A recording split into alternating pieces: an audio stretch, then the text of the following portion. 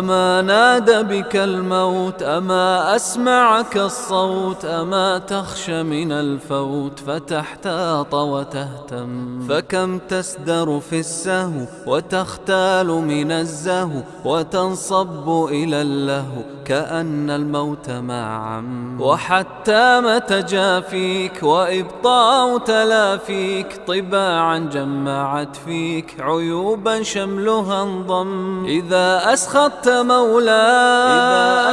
مولا فما تقلق من